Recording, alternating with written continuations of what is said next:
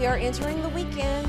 We are, and we're going to have a lovely weekend. Temperatures, though, are much colder compared to this same time yesterday. As we take a look at our temperatures, again, the difference is definitely noticeable. It's colder by about that range of, let's say, 15 to 20 degrees on average, and that's because we're behind the cold front. Right now, temperatures are into the 40s and 50s. We have 48 for Philadelphia, 50 for Decatur, 49 for Meridian. The winds are relatively light, so we're not dealing with too much in terms of a wind chill, but we do have that north wind, which is ushering in some cooler and some drier air. That cold front is basically offshore, although stretched across portions of the Florida peninsula, but high pressure is moving in. So even though we're going to have a chill for our mornings this weekend, with high pressure around, we're going to get lots of sunshine and overall temperatures will remain above the average. But by Sunday, we could have a few clouds moving by. This is our futurecast. Sunday morning, not too bad, but we could have some additional clouds throughout the day. Again, rolling by, but they're going to be way up there in the atmosphere, not rain producers. So no rain for your weekend.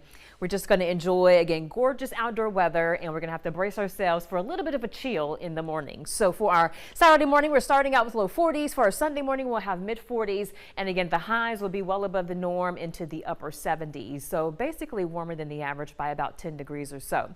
So as far as the averages for March, that's going to kick off on Sunday. This is a look at the norms, and on average for the month of March in Meridian, we pick up generally a little more than 5.5 inches. So it tends to be a wetter month for us. The average high at the beginning of the month is around the upper 60s, and by the end of the month, the average high is around the mid 70s. So again, climatologically speaking, we should expect somewhat of a warm up as we go throughout the month, but we'll see. Nonetheless, though, I do know next week is going to be unseasonably warm, so no changes there.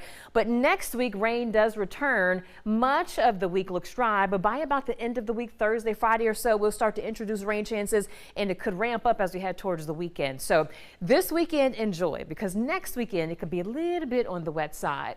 Now, between now and then, we're going to have something cool that takes place, and that's going to be the full lunar eclipse, or the lunar eclipse of the full warm blood moon, I should say. It's going to take place on Tuesday morning, March 3rd. The partial eclipse will begin at roughly 3:50 in the morning local time. We're going to have that maximum eclipse, or when you can see the blood moon, right about 5:34. Again, the maximum or the peak of that whole setup, and then eventually we're expecting it to end about 7:17 in terms of the partial eclipse ending. But the moon set will be about 6:50. We should be able to see all of the, should I say, the full eclipse, but we may not catch the full part of the partial eclipse ending, if that makes any sense. But again, the moon will set at 6:50, but you should be able to see a good portion of the blood moon in terms of the whole totality of that. So again, that's taking place on Tuesday morning. Make sure that you stay up and get a view. Overnight, though, tonight it's going to be a little chilly, not too bad. We're talking low 40s. That's seasonable.